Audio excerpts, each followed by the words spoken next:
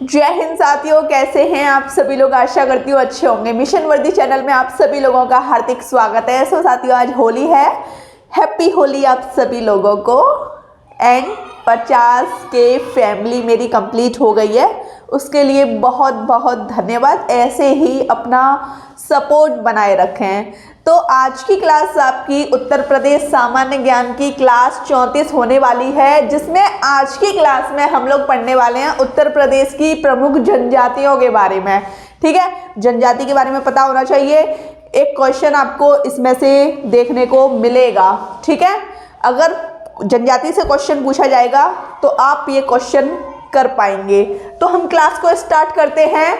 तो आप देख लीजिए, उत्तर प्रदेश की कुल जनसंख्या में, मतलब उत्तर प्रदेश की टोटल जनसंख्या में, समझ गए ना, जितनी जनसंख्या उत्तर प्रदेश में रहती है, कितनी रहती है, लगभग 20 करोड़ जनसंख्या 2011 की जनगणना के अनुसार। ठीक है, तो आप देख लीजिए उत्तर प्रदेश की कुल जनसंख्या में अनुसूचित जनजाति एसटी का प्रतिशत भाग कितना है, तो ये है आपका 0.6%। ठीक है, अब बात हो रही है भारत की। भारत की कुल अनुसूचित जनजातियों का प्रतिशत यूपी में कितना पाया जाता है, तो आप देख लीजिए ये है 1.09%। समझ गए। अब आपको ये पॉइंट देखना है, यूपी में सर्वाधिक पाई जाने वाली प्रमुख जनजातियां गोंड, बुक्सा, थारू, राजी, जौनसारी, खरवार, माहीगीर, ये जनजातियां आपके यूपी में पाई जाती हैं। ठीक है, अब सर्वाधिक जनजाति, सर्वाधिक अनुसूचित जनजाति कहाँ रहती है, कहाँ पाई जाती है, तो आप ये देख लीजिए सर्वाधिक जनजाति कहाँ पाई जाती है, तो ये आपके सोनभद्र में। कहाँ पर? सोनभद्र में। और सबसे कम अनुसूचित जनजाति कहाँ पाई जाती है? बागपत में। कहाँ पाई जाती है? बागपत में। ठीक है, और एक भी जनजाति निवास नहीं करती, मतलब एक भी जनजाति 2011 की जनगणना के अनुसार किन किन जिलों में निवास नहीं करती, तो आप देख लीजिए अयोध्या और जालौन में एक भी जनजाति निवास नहीं करती है। समझ गए। अब आप अगला देखिए, यूपी में सूचीबद्ध जनजातियां कितनी हैं? 12, लेकिन गवर्नमेंट साइट के अकॉर्डिंग कितनी है? 15। ठीक है, स्क्रीनशॉट ले लो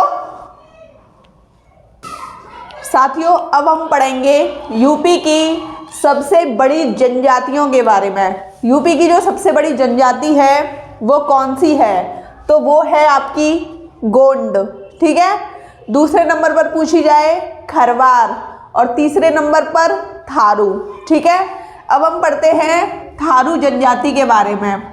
थारू जनजाति कहाँ पर निवास करती है, सर्वाधिक कहाँ पर निवास करती है, तो देख लीजिए यूपी के गोरखपुर के तराई भाग में थारू जनजाति निवास करती है।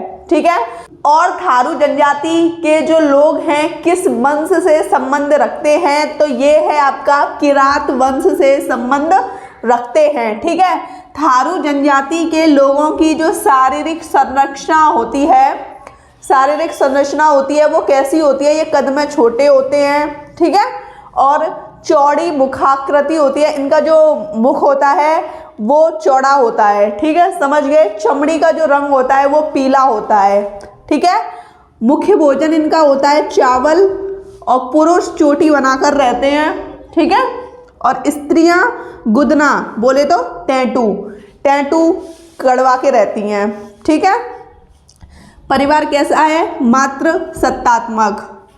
समझ गए ना, परिवार कैसा है? मात्र सत्तात्मक। और संयुक्त परिवार व्यवस्था होती है, मतलब संयुक्त परिवार व्यवस्था है, ये नहीं कोई अलग रह रहा है तो कोई अलग। ठीक है, स्क्रीनशॉट ले लो। आज हम थारू जनजाति के बारे में सब कुछ पढ़ लेंगे। ठीक है, तो जैसा कि मैंने आपको बताया, थारू जनजाति यूपी के गोरखपुर के तराई क्षेत्र में निवास करती है। और कहाँ कहाँ ये जनजाति निवास करती है? सिद्धार्थनगर, बहराइच, श्रावस्ती, लखीमपुर खीरी। ठीक है, अब आप एक चीज़ देख लीजिए, थारू जनजाति में जो विवाह होता है वो किस प्रकार होता है। यहाँ पर दहेज प्रथा का कोई रोल नहीं है। ठीक है, दहेज प्रथा ना तो कोई मांगेगा और ना कोई देगा, ठीक है, समझ गए। बदला विवाह प्रचलित है, ठीक है, बदला विवाह प्रचलित है। विवाह दोनों परिवार मिलकर खर्च करते हैं। इसमें क्या होता है कि दोनों परिवार पैसा इकट्ठा करते हैं और दोनों परिवार खर्च करते हैं, ठीक है।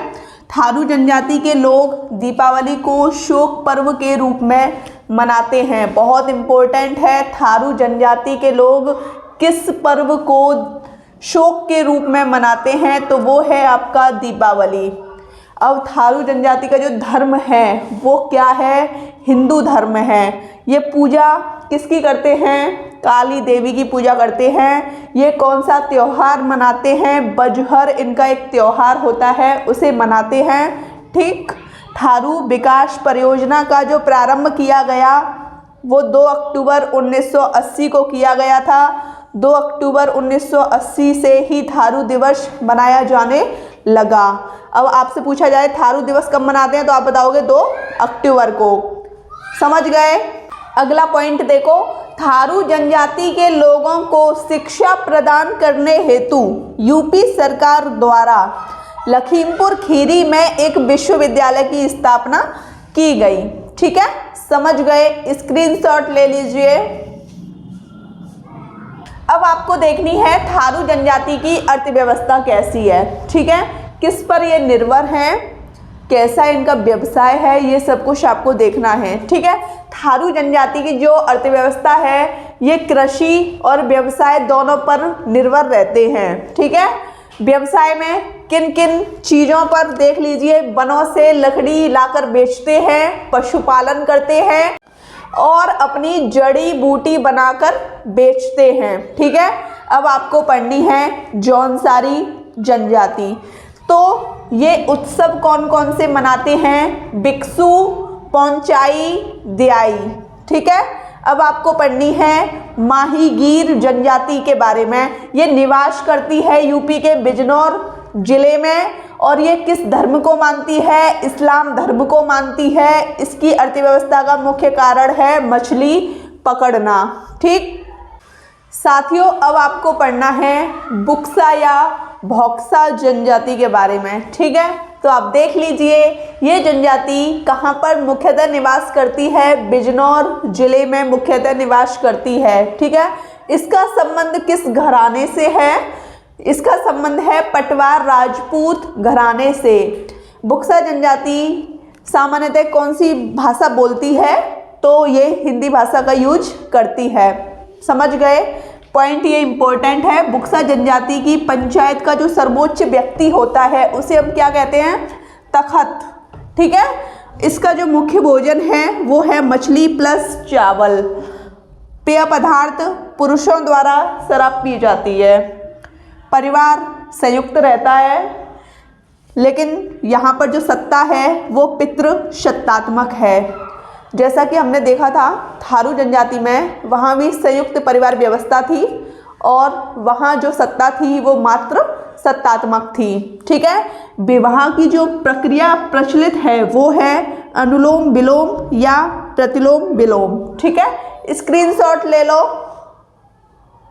अब आपको पढ़नी है बुक्सा जनजाति की जो अर्थव्यवस्था का मुख्य आधार है वो क्या है, ठीक है। तो इनका जो मुख्य आधार है वो है कृषि। बुक्सा जनजाति के लोग चामुंडा देवी की पूजा करते हैं।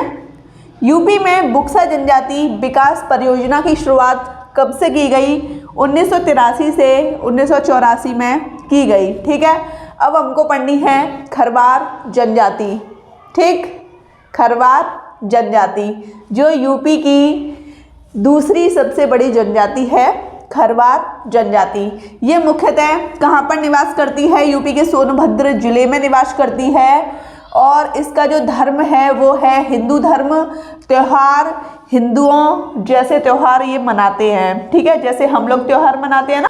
ये पूजा करते हैं दूला देवी की पूजा और बसंत देव की पूजा करते हैं। और कौन सा नृत्य करते हैं, कर्मा नृत्य, जो कि बहुत इम्पोर्टेंट है। कर्मा नृत्य ये ऐसे भी लिखा मिलेगा आपको, कर्मा नृत्य, ठीक। भाषा भोजपुरी से मिलती जुलती इनकी भाषा होती है। अब आप ये देख लीजिए, ये पॉइंट बहुत इंपॉर्टेंट है। खरवार जनजाति का जो मूल निवास क्षेत्र है वो झारखंड के पलामू में है। ठीक है, अगर वो पूछेगा कि उत्तर प्रदेश का नहीं पूछेगा वो, अब ये क्वेश्चन बन जाता है भारत में खरवार जनजाति का मूल निवास क्षेत्र कौन सा है, तो आप कह दोगे झारखंड का पलामू है, जिसमें खरवार जनजाति सर्वाधिक निवास करती है। ठीक है साथियों, ये थी आपकी आज की क्लास 34।